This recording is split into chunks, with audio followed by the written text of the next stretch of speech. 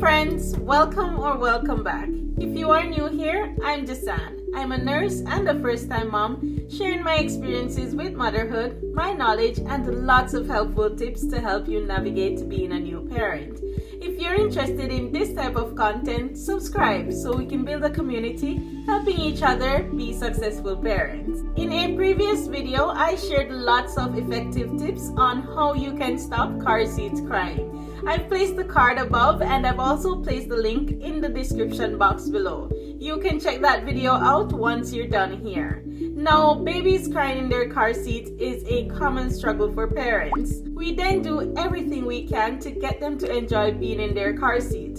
And just when you think you're in the clear, they start crying every time the car stops. I have noticed that whenever this issue is brought up among other parents, the popular opinion is that there is nothing you can do about it and you will just have to learn to tune out the crying. While this is something you might have to do if nothing else is working for your baby, this should be your last resort. I was able to reduce the amount of crying that occurs while we're on the road by applying these 5 tips I'm about to share with you. Tip number 1. Record your baby crying, laughing, or both. Use the sound to create a sound loop. While you're on the road, when baby starts crying, play it for them. I don't know what it is, but for some reason, when baby hears themselves or another baby crying or laughing, this gets them very curious and fascinated. For my son, this worked every time. If he hears another baby crying, he'll stop, he'll pay attention to it, trying to figure out what is happening. If he hears the baby giggling, then he'll start giggling as well, and this is usually enough to keep him entertained while we're stopped. Tip number 2. Be strategic with your timing. If you have a sleep schedule for your baby, then you will know the exact time your baby will need to be put down for a nap.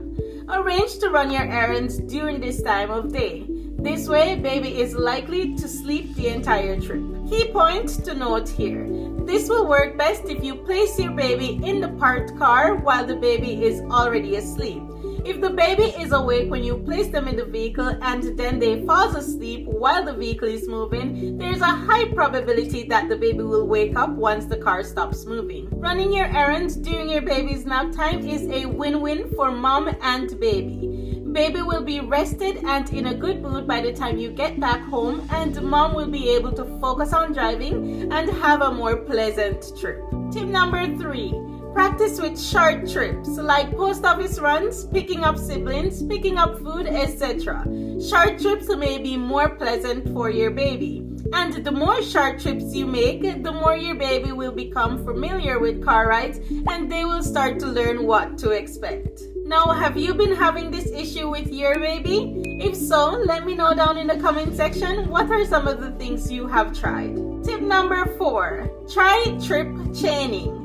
There are 2 options under this method. The first one being where you stock everything you have to do in one trip. This will make for a longer trip with multiple stops. Whereas the second option is a 2-point stop, meaning you will leave home, you will make a single stop for 30 minutes or less, then you'll go directly back home. The first option will require accurate planning.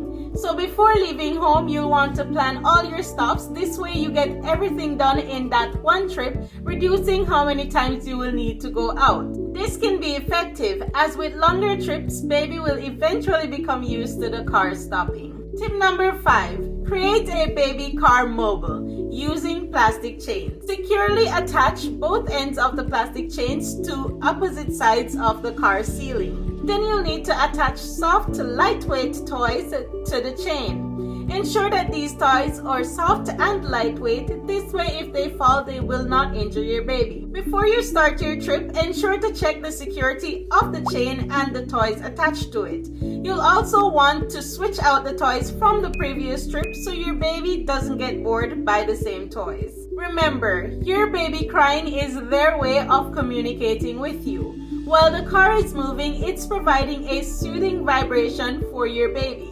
When this movement stops, your baby crying is their way of telling you they want it to continue. As frustrating as this may be for us as parents, your little one is just as frustrated and confused. As a mom, I can say without hesitation that hearing your baby crying is one of the most heartbreaking sounds in the world, and to not be able to do anything about it can be devastating. However, if you have done everything and your baby still cries every time the car stops, you'll need to resist the urge to have someone take them out of their car seat. This will not help your baby become better at traveling, nor is this safe for your baby. Also, up to a certain age, height, and weight, your baby must remain rear-facing. Although this is hard for them since they can't see you, do not turn your baby's seat front-facing until it is safe to do so. Instead, as suggested in my previous car seat video, you'll want to use a baby-safe mirror so you can see your baby and they can see you. We're now at the end of the video, guys. Try these tips, come back and let me know in the comment section if any of them worked for your baby. Like this video if you found it helpful and subscribe to my channel for lots more informative mom and baby content. Thank you guys so much for watching and I'll see you again soon.